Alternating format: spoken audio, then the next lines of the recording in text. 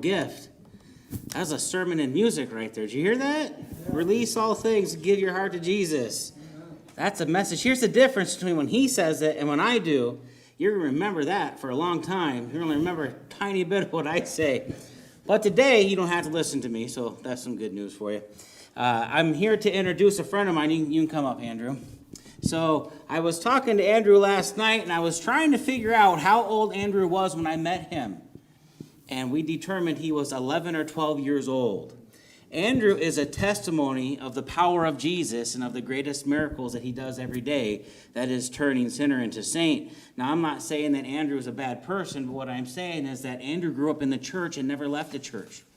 He decided that he was going to follow Jesus, and now he's been called into a life of mission work, and he's going to tell us more about that today. But what I really appreciate about standing next to Andrew right now is that Jesus came walking by Andrew on the water and said, "Come and walk with me."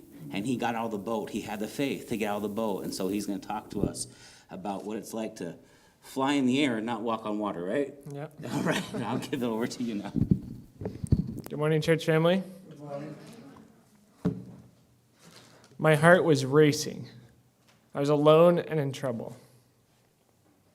I was only about a half mile above the ground when my engine started sputtering and died. Within seconds, I had no engine power at all, and I was in trouble. I sent up a prayer for guidance, asking the Lord to give me wisdom in what to do and how to handle the situation. It was right then that I experienced the most intense adrenaline rush that I had ever experienced. The world seemed to stop. Time seemed to stop. I was just floating there in the air. I was in shock, as you can imagine, and it seemed like it was a dream. And then I realized I wasn't dreaming. I looked for a place to make an emergency landing, and I looked off to my left side out my window, and there was freshly plowed fields, which would have made a very rough landing if I had chosen those. I looked out the right side. There was it was pretty much the same. Lots of plowed fields that would have made a very rough landing. And so I knew I only had about 45 seconds till I would need to land. And I prayed again, "Lord, where do you want me to go? Where is the best place that I can land?" And it was right about then that God showed me a little stretch of interstate in front of me that had fewer vehicles on it. And so I selected a section that didn't have any bridges or power lines. And I was able to set it down and swooped in over the traffic and over the interstate and landed. As I stepped out of the airplane, I was shaking from adrenaline, but I knew that God had protected me. Amen. When we look at the prophecies of Scripture, we see that we are in the end of time. The next great event, according to Scripture, is not a rise of another kingdom. It's the coming of Jesus. I remember as a young boy going on long trips to my grandparents' place. They lived in Tennessee, and we lived in Michigan, kind of the southwest corner.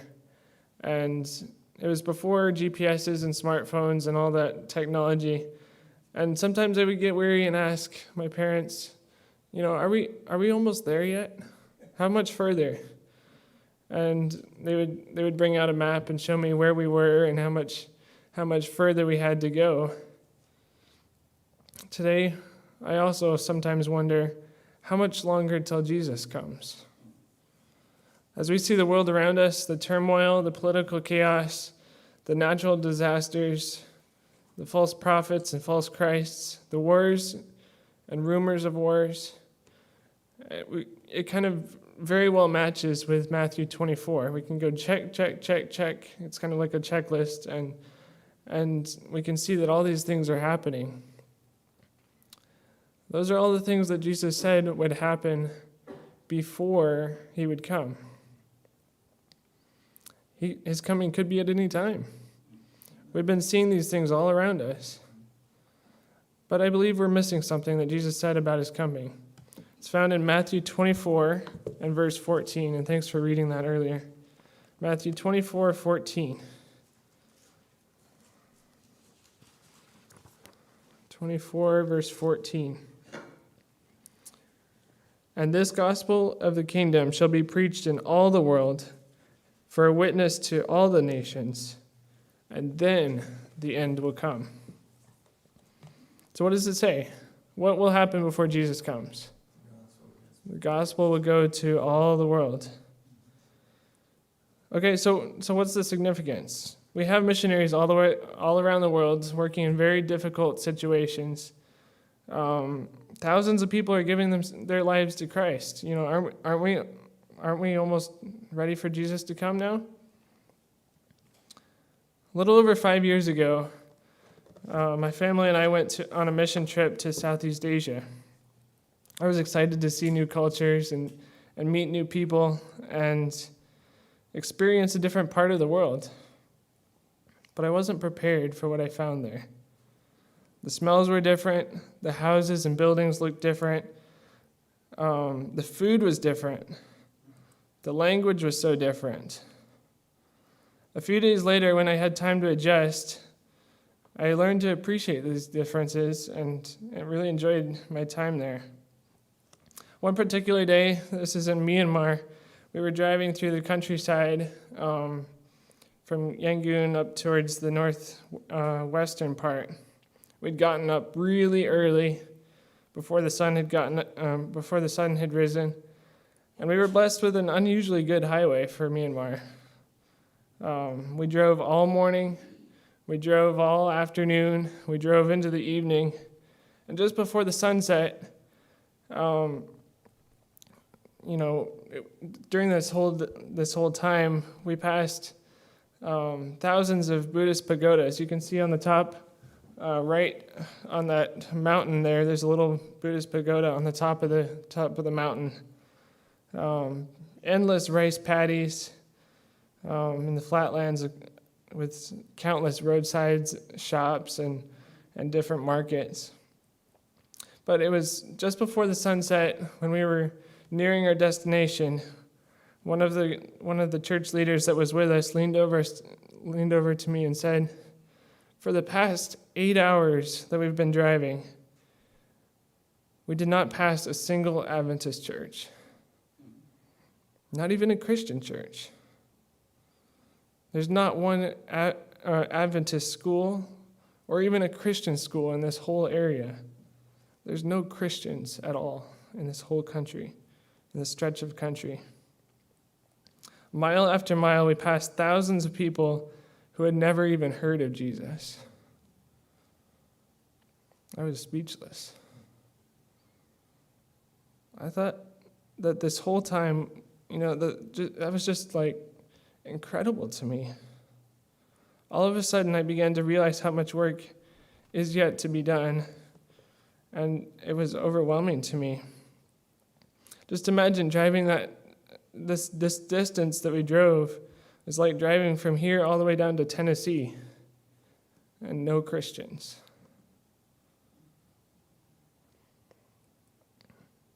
Here in Michigan alone, we have over 500,000 Adventist church members and close to 200 congregations.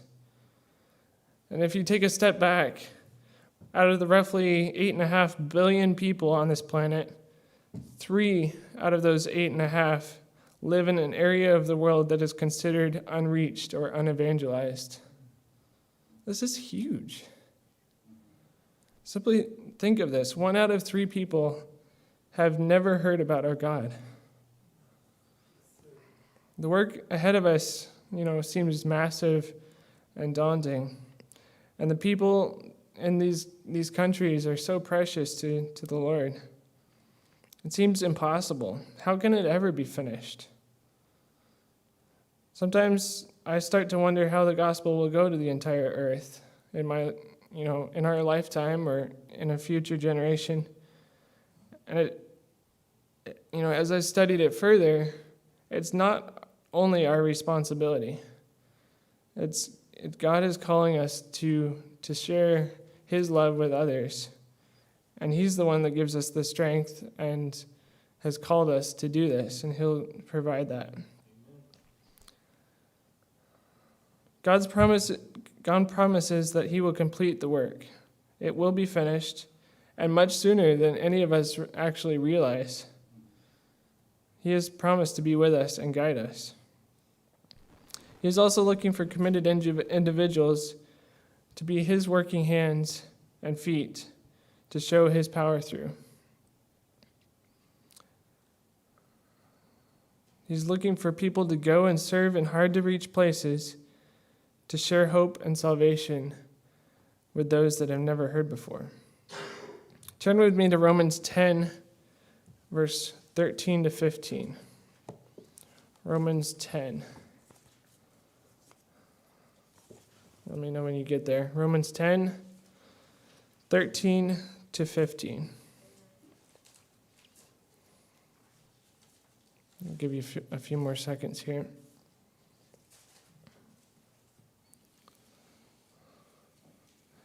Verse 13 says, "For everyone that calls on the name of the Lord will be saved. How then shall they call on him in whom they have not believed? And how shall they believe in him whom they have not heard? And how shall they hear without someone preaching to them? And how can they preach unless they are sent? As it is written, how beautiful are the feet of those who bring good news." The next passage, Isaiah 52, verse 7.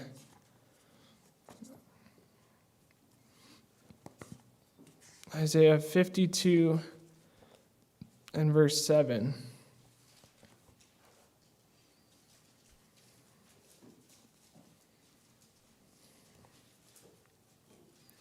How beautiful upon the mountains are the feet of him who bringeth good things and publishes peace. And I read that wrong. How beautiful upon the mountains are the feet of him that bringeth good tidings, that publisheth peace, that bringeth good tidings of good, that publisheth salvation. These verses show that we do have a part to play, even if it's God that's calling us to do the work. The problem is that many of these unreached areas are nearly inaccessible. There's many villages that takes days or weeks to get to, just because of how remote they are. This is why I believe mission aviation is the key to helping with getting into these different villages and evangelizing some of these people that would never have been able to hear about Jesus before. Why are these remote people groups considered unreached still? Oftentimes it's because nobody has gone to reach them. For a big part of the world, travel to and from these remote villages is often very difficult. Some of these tribes are so remote they can only be reached by airplane or helicopter. And we can, with aircraft, we can now fly Bible translators and missionaries into these villages and give them good access to medical care that simply wasn't possible before. So a little bit of my story. Ever since I was really little, I wanted to fly. My family would help make models of little airplanes, of anything that flew, and I was so excited with that. My hobbies have always centered around aviation. And on a couple occasions, I wanted to fly so badly that I made cardboard wings for myself and jumped off the kitchen table. I was so excited to be finally flying that even if I got hurt, I would get up and do it again. Back in the summer of 2018, my family and I were in the wilderness of Minnesota, and I was earnestly seeking the Lord's will for my life. I was working in the media and IT departments and was doing really well at it, but I just didn't feel like the Lord was calling me to do that long term. And so I was praying about what he wanted me to do. I had prayed for a number of days, but it was a Sabbath afternoon, and I was spending the whole day, praying and asking the Lord what he wanted me to do. And in almost an audible voice, Matthew 28 came to mind. Just that, Matthew 28. And I was kind of like, I wasn't really, at that point, I had prayed long enough that I wasn't expecting an answer. And so I was like kind of startled, but when I read Matthew 28, I was like, okay, this is good. But then I got to the last 3 verses, and it stood out in bold print to me almost. Eagerly, as I read it, I could see that the Great Commission was more powerful than ever to me. Go therefore and teach all nations, baptizing them in the name of the Father, the Son, and the Holy Ghost, teaching them to observe all things whatsoever I have commanded you. And lo, I am with you always, even to the end of the world. Again, I sat stunned. I was like, wow, Lord, you're clearly calling me into mission work in some form. Obviously, I couldn't see where that would end up, but it was almost like the Lord said, trust me, I have big plans for you. So now that I had a general direction for my life, I started praying more specifically, Lord, show me the next step. What do you want me to do from here? Within 2 weeks, a number of miracles came together and doors opened, and God showed me that he wanted me to be a missionary pilot for him. A friend of mine was graduating from a missionary aviation training program here in Ionia, Michigan, a little ways south. And he and I got to talking about different options. The school that he had just graduated from had a program that went for 12 months and only had a week in between. So he was graduating, and the next class was going to start 6 days later. And so I was like, Lord, is this something that you want me to do? It seems impossible. As far as I knew, the next year's class was already booked and full. But with all these obstacles, I prayed about it again. And I kind of put out a fleece saying, Lord, if this is what you want me to do, I'm going to do my part and apply. And if you want me in, you're going to get me in with all these obstacles. And if not, I'm going to continue searching for your direction in my life. Before I knew what was happening, I had a call back and an interview scheduled. At the interview, I explained the ways that I had seen the Lord leading to that point, even though I didn't know if this was his will yet or not. But it was amazing. I felt a special peace at that point. And kind of with that peace, a growing excitement for what the Lord was possibly going to be doing in my life. The next day, I was officially accepted, and I knew without a doubt the Lord was calling me into missionary aviation, and this was what he wanted me to do. So I mentioned that it was only a week away. Things got very busy that week. I couldn't believe how fast everything was coming together, but I now had a direction in my life, and it was very satisfying.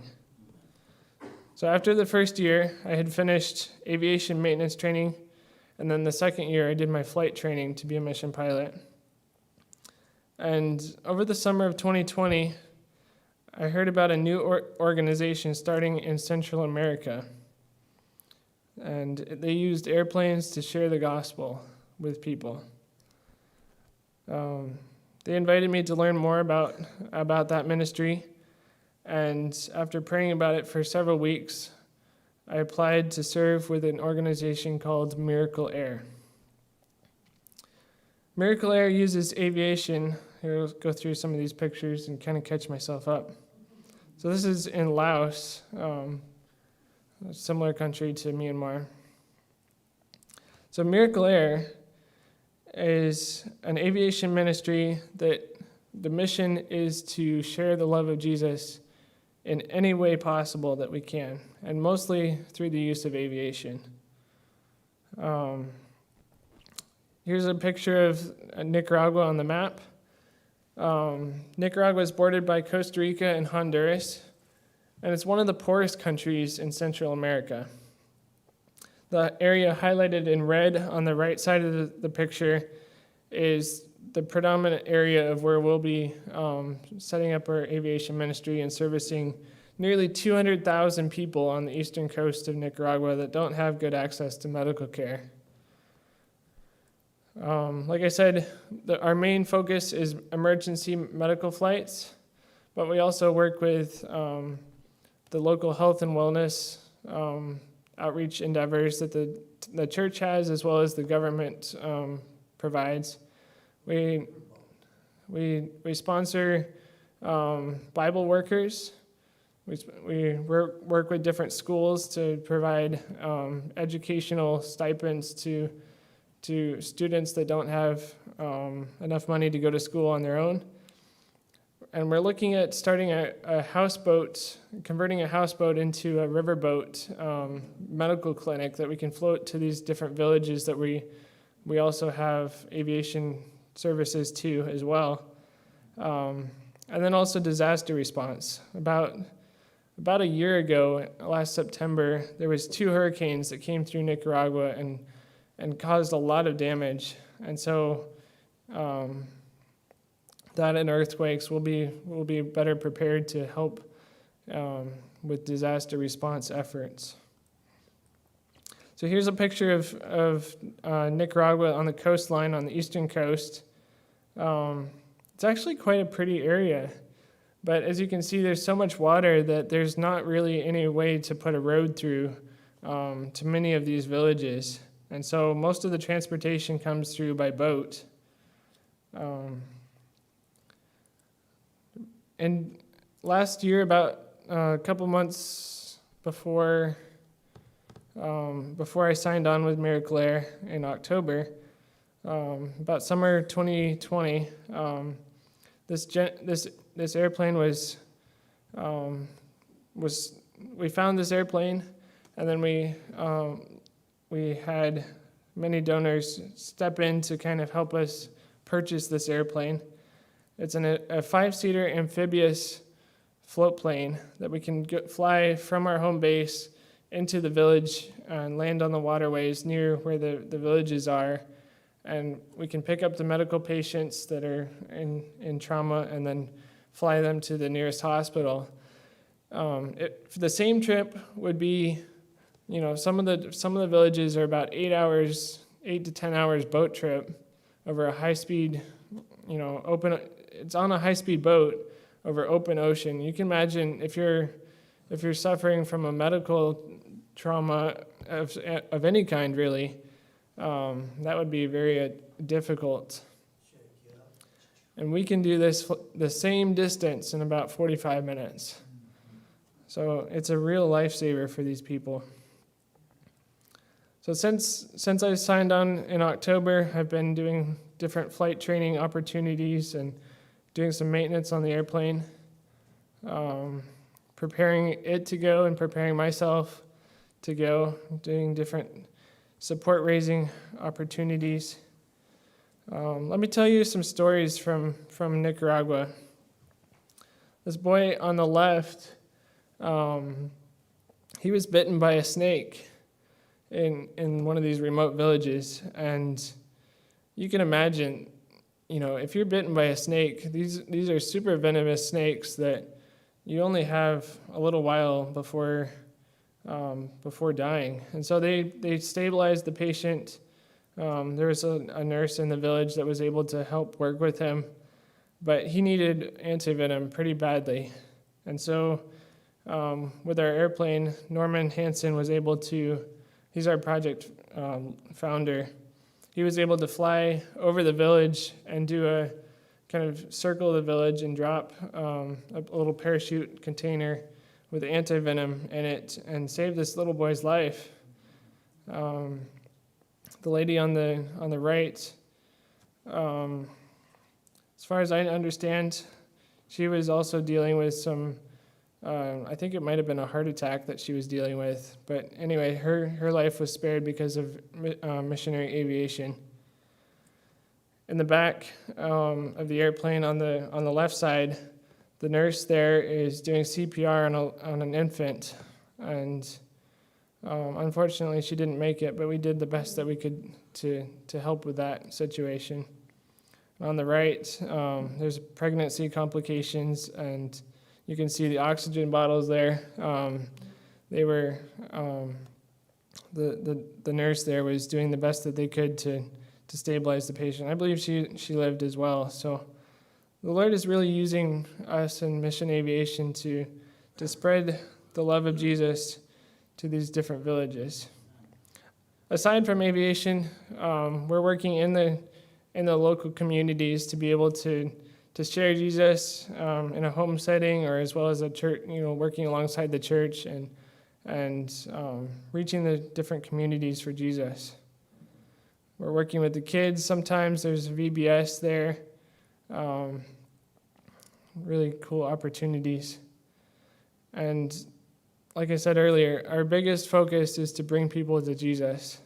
And there's been countless baptisms just because of either little parts that we've been able to play, or because that we've been able to be a part of in some way. So you can see more of Nicaragua here. They're on the corner here. The Hansons, which are the project founders, are meeting with the local governor, and the governor's all excited about what we're bringing to these communities. And it's really cool to be a part of a church environment. This is one of the churches that meets there. Norman's speaking. Norman Hanson is speaking there to the congregation there. Just really cool opportunities to share. So, as I mentioned, there's 3 pilot families. Norman Hanson's a pilot, and his wife. Nancy Hanson's actually born and raised in Nicaragua. She has a number of connections there. Keith and Jennifer Leroy and their daughters are also joining our project about the same time that I am, and then, of course, myself. So that's the frontline team. But the bigger Miracle Air team is you guys. Follow us on social media and keep up to date with our newsletters. We need prayer partners. We need financial partners.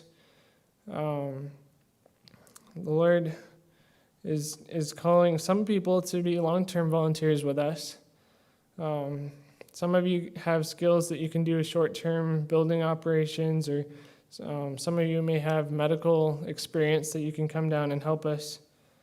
And we also have a number of corporate and NGO partners as well working with us. This gospel of the kingdom will be preached in all the world as a witness to all the nations, and then the end will come. I want to finish with a quote from a pioneer missionary pilot in Ecuador. People who do not know the Lord ask why in the world we waste our lives as missionaries. They forget that they too are expending their lives, and when their bubble has burst, they will have nothing of eternal significance to show for it. That's a quote by Nate Saint. We all have a part to play. Your mission field may not be overseas, and that's okay. It may not be flying airplanes for saving people's lives and bringing them to Jesus, but God is gently calling each of us into a deeper level of service for Him. Preparing for Jesus to come, I believe it's not a spectator sport. So I'd ask you to consider what God is calling you to do. Could it be that God is asking you to reach your neighbors? Maybe He's calling you to be a friend and minister to refugees. Maybe God is calling you to be a Bible translator, and maybe a missionary to reach people in foreign countries. And some of you may not know what the Lord wants you to do, But pray about it and ask Him. He'll show you. Surrender your plans to the Lord and allow Him to lead you. Serving the Lord has been one of the best decisions of my life, and I wouldn't do anything else. If you're willing, ask God to show you what you can do to make a difference, and the Lord will show you. I encourage you to respond with the call, "Here I am, send me." So here's how you can give to my mission. miracleair.org is the website. You can make out a check donation here. And we'll close with